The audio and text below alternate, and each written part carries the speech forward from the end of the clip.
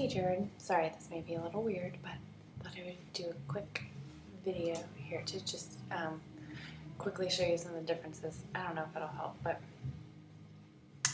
um, so these three images were taken with my kit lens. You can see I'm at 18 millimeters and I'm at the lowest f-stop that I can go. So there's not a lot of blurring of the background here, and I'm at ISO 200. The clarity on this is okay. Like, it doesn't seem, it's not awesome, but it's not that awesome of an image anyway. This one is underexposed, but I just wanted to show this was at ISO 400, so just to show you the difference between going from the ISO 200 to an ISO 400, it just gets grainier. Like, see how its face is kind of grainy right here. So when your f-stop is limited and you can only do an f3.5, you're going to have to raise your ISO. This isn't as crucial outside, but inside this is the biggest factor here. Is the higher your ISO number gets, the more of this graininess you're going to get. So even though you could take the image at 3.5, it's, this is the quality, this is the kind of degradation of quality that you're going to get. And then this one, sorry, zooming in and out, this one was back at the ISO 100. So I really like this image. Again, there's no real bokeh here, but you will see here I did do some noise reduction. And again, this is probably very minimal and picky, but it helps to just clean up. Just see how it smoothed it a little. It just helps to clean up some of that graininess, and it just makes me like the image a little bit more. So maybe that's a little nitpicky. I still like this image. I like my foot.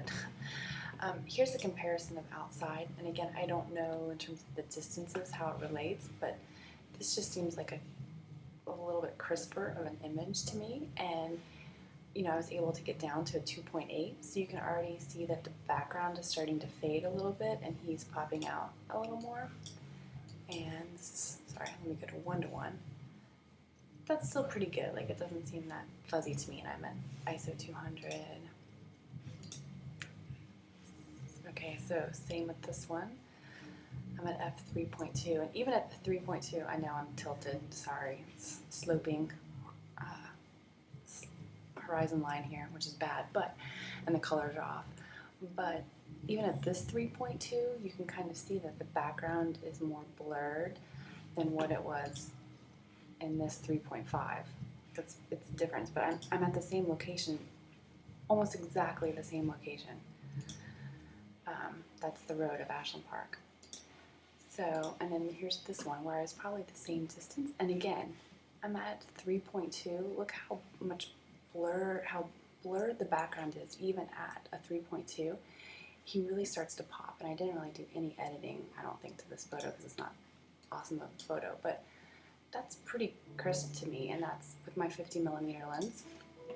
And then, while we're playing at the park, just showing you a crappy photo of lid, but this clarity, I mean, the eyelashes, this, and the fact I was able to get both eyes, which that's very difficult to do, but for this crappy image, I was able to achieve her eyes. Again, I just wouldn't be able to do that with my kit lens. You can see her little hairs here. Alright, so even crappy images can be okay. And then the other thing I was just going to show you is inside, because that's where it will make the biggest difference. Again, the thing with this one, it's ISO 800. This is ISO 400. You may not be able to tell the difference in terms of its graininess. It's not as crisp and clear. Again, that is because of my condition, my lighting conditions. I'm at f2, ISO 400, but see, even right here, just gonna see the graininess. So, and then this just can show you some of the range. I just threw those in for fun with my 50. All right, hope it helps.